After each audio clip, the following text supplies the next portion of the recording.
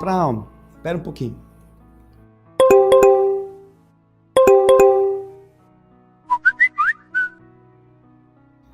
Ah, você já está aí, né? Tudo bem? Como é bom falar com você. Muito diferente de ficar falando nisso aqui. Pra gente é uma alegria começar mais um programa Alimento para a Alma. Esse negócio de comunicação moderno, cheio de novidades, não é? Cheio de tecnologia, tem muita utilidade. É muito útil. Se você considerar a história da humanidade, você vai perceber como estes avanços livraram o homem de problemas muito sérios. A busca de entrar em comunicação com o outro sempre foi algo muito importante para as sociedades. Mas no passado as coisas eram complicadas. Quando os persas invadiram a Grécia, não havia comunicação que pudesse atestar que havia ganho batalhas ou perdido. E conta a versão romântica que os gregos haviam deixado suas mulheres com a seguinte orientação: nós vamos lutar contra os persas e, se em X tempo vocês não receberem nenhuma informação de quem ganhou a batalha, é que nós perdemos e vocês então matem os filhos e se matem depois, porque os persas vão chegar aqui, vão estuprar vocês, vão trucidar as crianças, e é preferível que nós nos matemos do que os persas façam isso com crueldade. E aí os gregos foram para a planície de Maratona, onde, a princípio, a batalha final com os persas aconteceria. Só que os gregos ganharam e a batalha demorou mais do que o previsto. Então, um general vencedor grego chamou um dos seus melhores soldados, Feidípides, e ordenou que ele corresse o máximo que ele pudesse até chegar em Atenas para informar que os gregos tinham vencido e que as mulheres não matassem as crianças, nem se matassem. Ele correu a planície de Maratona, os famosos 42.195 metros, 42 quilômetros. E conta a história que depois de ele ter chegado e dado a notícia que os gregos eram os vencedores, ele morreu de cansaço. Comunicação, imagina, não havia como fazer isto por outro caminho. E então, essa busca de levar informação, trazer informação, precisou ser aperfeiçoada. Os romanos, depois dos gregos, engenharam métodos de, utilizando a tecnologia disponível naquele período, acelerar o processo. E qual era a tecnologia disponível? Tocha. Então, eles punham postos avançados ao longo do território e então alguém lá estava tendo uma invasão, o cara levantava a tocha, na outra extremidade do território que era possível ver, alguém via a tocha levantada, levantava a tocha dele e assim a tocha, iluminando na noite, ia levando a informação de que alguém, não se sabia onde, como, quando, tinha invadido o território. Andava rápido, não é claro, porque vendo a luz no escuro ou o reflexo de um espelho no dia claro, a informação chegava mais depressa, mas ninguém sabia o que, nem como era direito esse negócio. Com o tempo, os próprios romanos criaram técnicas interessantes, engenhosas, de fazer uma informação chegar mais depressa com um conteúdo. E essa informação era padronizada. Todas as torres, ao longo de determinada linha de defesa e ao longo do caminho que levava até o centro de comando, tinham textos idênticos. Então, tinham frases em uma tabuleta. Essa tabuleta ficava boiando em uma vasilha com água, em todos os lugares. Quando alguém queria passar uma mensagem, lá na primeira torre, eles acenavam com uma bandeira de uma cor específica. Então, há um receptor aqui nesta torre, via que aquela torre ia passar uma mensagem e então se colocava a postos. E qual era a ação? Ctrl Enter? Não.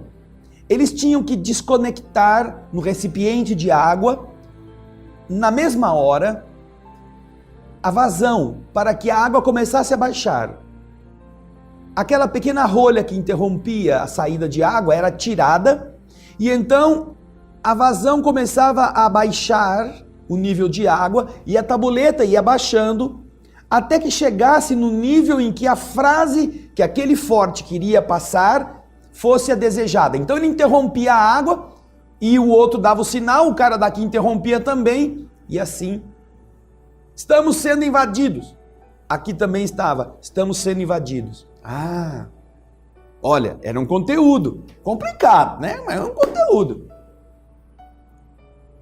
Então, isso demonstra o esforço das sociedades em buscar transmitir um conteúdo para as pessoas com quem você está convivendo.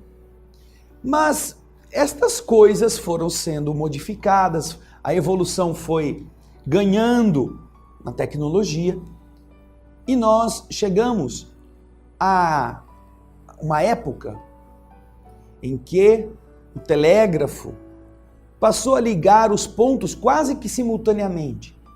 Séculos 18, 19, principalmente o século 19, foi marcado pela ação da eletricidade.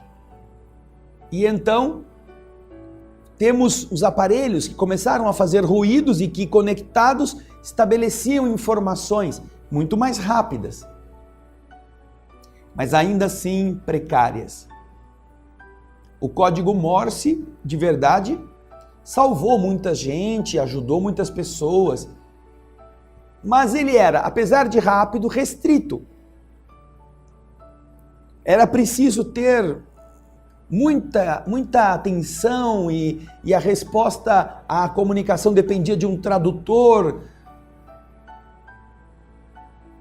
Depois, naturalmente, que esses processos da eletricidade foram ganhando pesquisadores e nós chegamos no século XX, praticamente, nas grandes inovações da comunicação. Antes disto, como faltava esse meio de fazer as pessoas se aproximarem, as pessoas tinham que conviver. Então elas almoçavam juntas, conversavam, tinham mais tempo, ou dormiam mais cedo e certamente levantavam mais cedo. Como elas não tinham atrativos da comunicação, elas se visitavam, estabeleciam amizades, trocavam ideias, conversavam, tinham uma interação. Havia, portanto, uma outra forma de estabelecer os relacionamentos. Com o advento da sociedade moderna, a primeira grande explosão deste inovador sistema de comunicação nós encontramos com o rádio. O rádio, levando informação de uma forma mais direta, mais maciça, foi a terceira pessoa na família. Foi o invasor amistoso que, como um grande móvel, porque na época o rádio era composto de válvulas, ocupava um espaço muito grande, então ele tinha que estar dentro de compartimentos de madeira com alto-falantes, e as pessoas sentavam em volta do rádio, o rádio passou a ser um membro da família. Então havia o horário da notícia, depois vinha a novela, depois vinha a música. E então a sociedade se estruturou para que a mensagem chegasse às pessoas pelo rádio. O rádio então começou a tomar conta do entretenimento e as pessoas ficavam ouvindo o rádio. Paravam de conversar, ouviam a novela, não, fica quieto aí, vamos ver a notícia. Porque, obviamente, nós precisamos da informação. Não é mais a tocha, não é mais o nível da água, não é mais o Fedipe discorrendo, batendo de porta em porta. Não, é o rádio que está dentro da sua casa. E depois do rádio, como a tecnologia continuou a avançar, nós chegamos na televisão. A televisão descortinou um novo mundo com a imagem. A imagem que é bastante hipnotizadora. Esta realidade da imagem encantou de tal forma que aí as pessoas realmente se interiorizaram e passaram a interagir com a televisão, mais do que com os que estão à sua volta.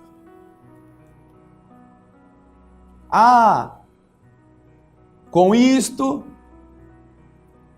como tinha o chefe da família ou a mãe de família que queria assistir os programas dela ou dele, e os outros ficavam a ver navios, com o avanço, com a melhoria das tecnologias, o barateamento, então começamos a ter o quê? Cada um tem a sua televisão. Cada um vai para o seu quarto, cada um vai para o seu ambiente, pega seu prato de comida e vai comer assistindo o seu programa favorito. E a convivência, todos querem ter comunicação, todos precisam saber de informação, mas ninguém quer conversar. Passou a sofrer ainda mais com estes adventos tecnológicos que são positivos, mas que são utilizados de maneira tão ruim. Depois chegamos no PC, Personal Computer, computador da pessoa. É o mundo que a pessoa ela mesma inventa para ela. Cada um tem o seu. E depois vem o laptop, o pequenininho, o computador da pessoa que ela quase leva no bolso. Depois vem o tablet, depois vem os iPhones. E então as pessoas começaram a ter muitos amigos. Elas não suportam ter amigos de verdade, mas elas se orgulham de ter 6.340 amigos flutuantes. Que de verdade, ela não sabe se existem, mas que lá na sua página, eles são meus amigos. Só que você nunca quer encontrar esses amigos de fato. Faça uma festa. Prepare na sua casa uma recepção e mande um convite para os seus 6.340 amigos. Gente, olha, pode ir em casa dia tal, a tal hora da noite que eu vou estar dando uma festa para todos vocês que são os meus amigos. Faça isso. Por que você não faz? São seus amigos. Porque agora, graças a essa tecnologia, você tem um monte de redes em que você pode fazer de conta que é querido ou querida. Imaginando que você tem mais amigos que o seu amigo. E aí as pessoas ficam disputando exatamente isso. Quem tem mais amigo? Eu tenho mais amigo ou você tem mais amigo? Só que você não faz nenhuma festa para convidar todos os seus amigos, né? Porque nem você deseja que todos os seus amigos vão na sua festa. Eles também não.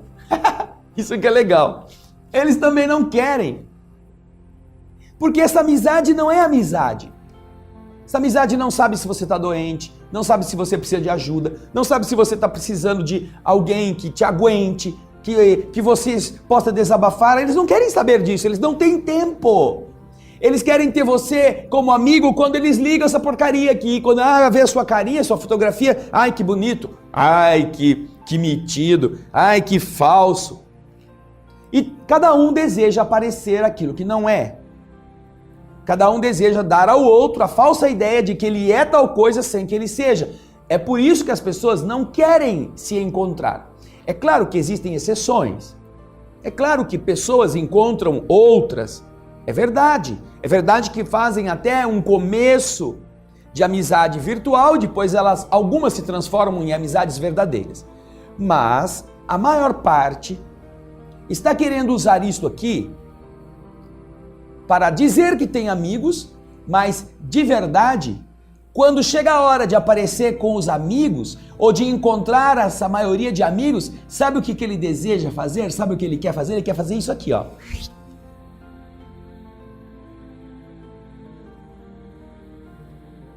Já foi? Já saiu? Já sumiu? Ai, ainda bem. Todo mundo quer ter uma capa do Harry Potter, né? A capa da invisibilidade. Porque a amizade verdadeira exige esforço. A convivência pessoal exige que você se dedique, que você compreenda, que você compartilhe. E viver dá trabalho. Então, por causa disso, o que nós observamos hoje? Nós observamos que essas pessoas que querem ser pais e mães, que procriam, e depois não têm o talento de educar aqueles seres, levam seus filhos para almoçar fora, porque às vezes também não querem ter trabalho em casa, e para eles não ficarem tendo o trabalho de administrar dois capetinhas discutindo, jogando papel um no outro, querendo isso, querendo aquilo, eles enfiam dois brinquedos desses e ficam os dois moleques lá. Aí o pai, você foi bem na escola? O pai pergunta, e aí, você tem prova amanhã?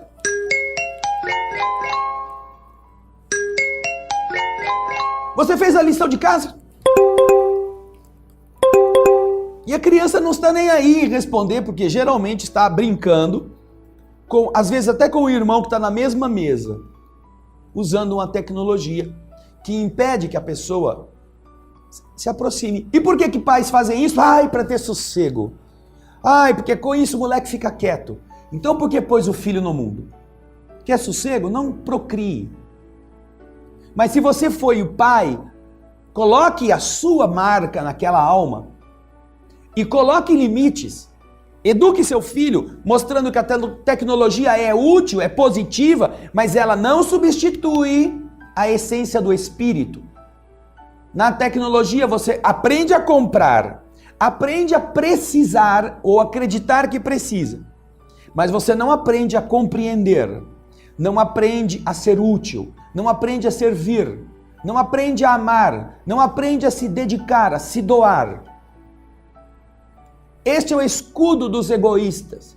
Não porque a tecnologia seja má, mas porque quem a usa, que somos nós, não estamos nos tornando melhores. E a estamos usando como uma ferramenta da vaidade, do egoísmo, do orgulho, da indiferença, para fazer de conta que temos amizades, que temos certos valores, que atendemos a certas expectativas na melhoria da terra, quando de verdade isso não acontece. Vivemos hoje a época da maior solidão coletiva, onde todos têm um aparelho, 2 ou 3, e as pessoas estão desajustadas porque não se entendem, porque não conversam. Daí o que nós queremos fazer você hoje pensar é sobre essa necessidade. Aquilo que acontece com você, que acontece na nossa vida e que nós podemos mudar. E para isso, nós trouxemos um vídeo que queremos que você assista. Preste atenção nesse vídeo, veja se não há verdades ali que podem ser aplicadas a todos nós. E quando ele terminar, nós voltaremos para o encerramento do nosso programa de hoje. Vamos a ele.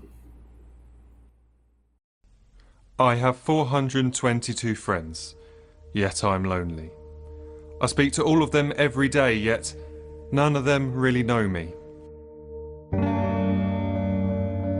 The problem I have sits in the spaces between looking into their eyes or at a name on a screen. I took a step back and opened my eyes. I looked around and realised that this media we call social is anything but when we open our computers and it's our doors we shut. All this technology we have, it's just an illusion. Community, companionship, a sense of inclusion. Yet when you step away from this device of delusion, you awaken to see a world of confusion.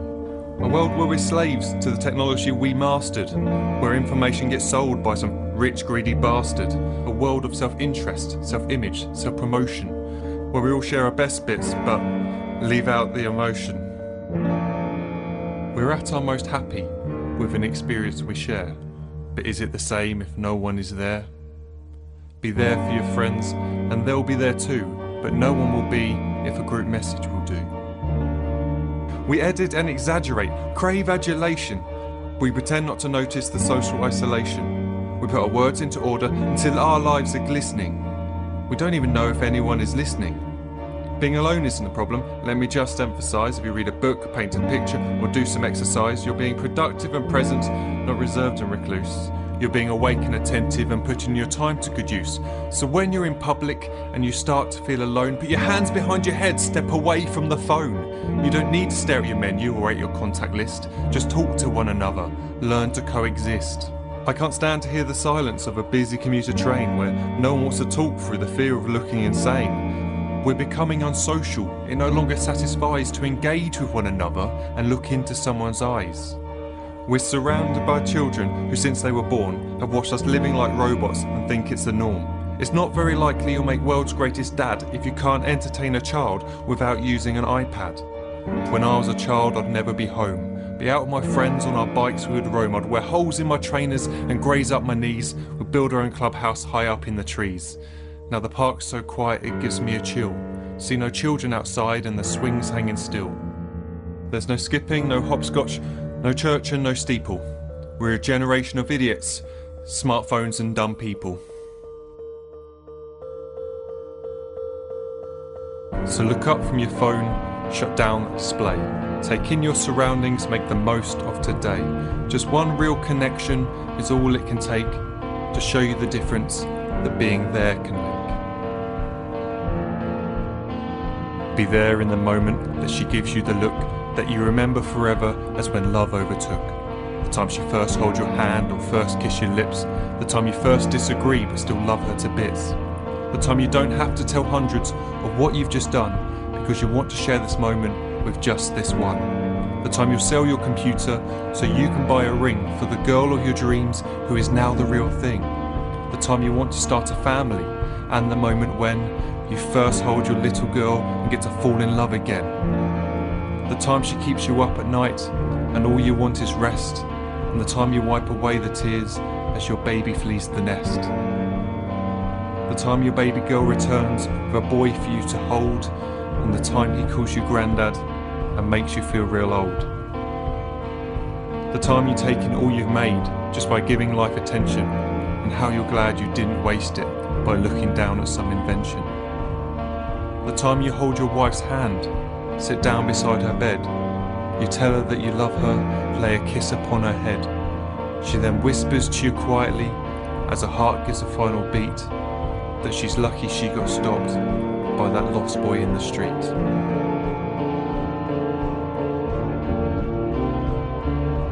But none of these times ever happened. You never had any of this. When you're too busy looking down, you don't see the chances you miss.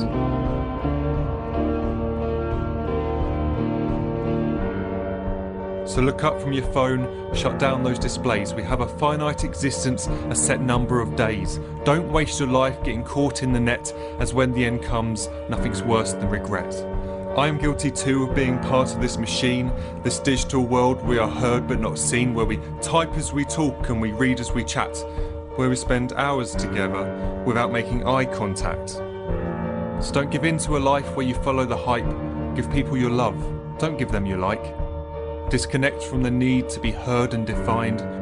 Go out into the world, leave distractions behind. Look up from your phone, shut down that display. Stop watching this video, live life the real way.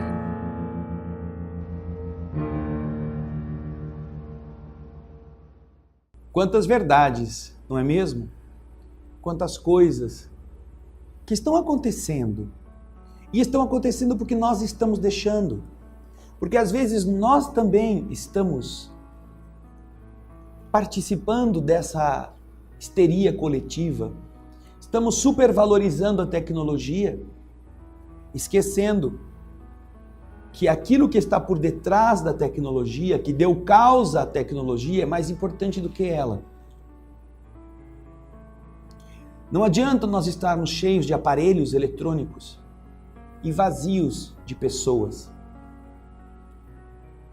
Não adianta nos sentirmos orgulhosos de dominar a linguagem do computador e não sabermos falar bom dia. Entre no elevador do seu prédio. Veja se as pessoas estão habituadas ainda a se cumprimentarem. Se ainda se olham. Geralmente, se há um espelho, se olham no espelho. Um olha para o chão, outro olha para o teto. E aquele silêncio tenebroso até chegar ao andar em que as pessoas descem, às vezes é interrompido com um até logo. Pense nisso. Não devemos nos considerar a geração robotizada, que parece ser, tecnologicamente falando, superior à geração humanizada, mas tem feito sofrimentos abundantes, solidões insolúveis e frustrações que levam à infelicidade. Bem ou mal, todos querem encontrar um momento de alegria convivendo com alguém. Que alguém diga como você é importante. Como nós aqui não nos cansamos de dizer. O amor de Jesus veio à Terra para falar como você é importante. Que Deus criou você como um ser especial. Não como um comando de computador. Que Deus não usa Ctrl+C, Ctrl+V, Enter para criar pessoas. Que Deus as coloca para que elas sejam únicas. E você é um criador com Deus. Daquilo que no seu âmbito, na sua dimensão, você pode fecundar. Seu filho não é um projeto de tecnologia. É a expressão do que você é.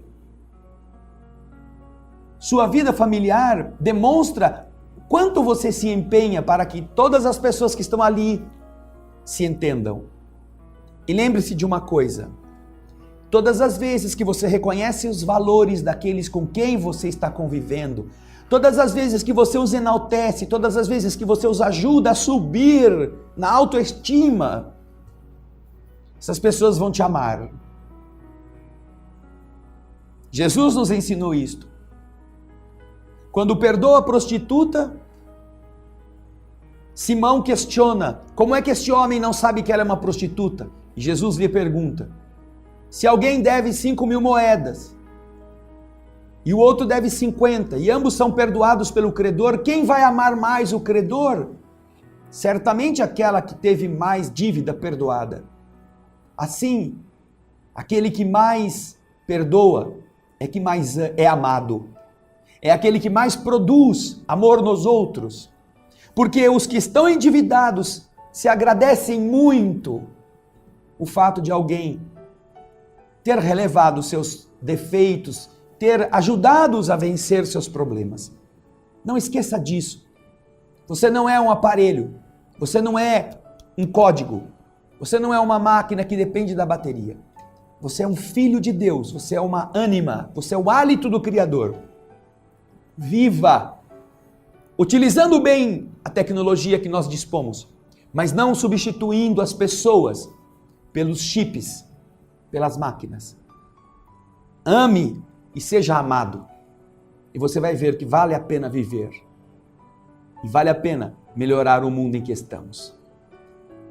Essa é a nossa mensagem para você. Esperamos que você possa usufruí-la, que possa espalhá-la entre seus amigos e possa estar conosco no próximo Alimento para a Alma. Muito obrigado e muita paz.